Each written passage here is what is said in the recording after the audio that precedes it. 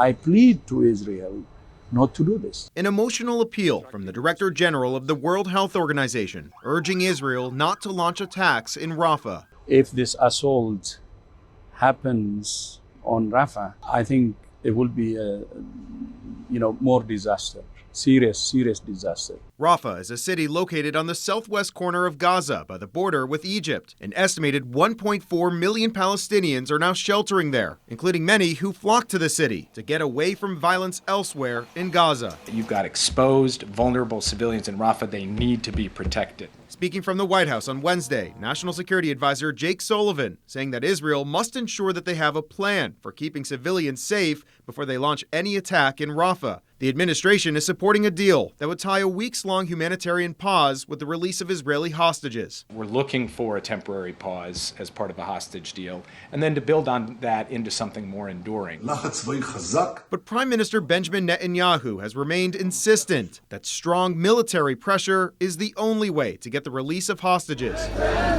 Meanwhile, thousands of miles away, former hostages and family members of those still being held captive went to the UN's International Court of Justice to file a complaint against Hamas. The Hamas people, they hurt us. They murder us. Sharon Calderon saying her sister-in-law is still being held hostage by Hamas. We're hoping for justice.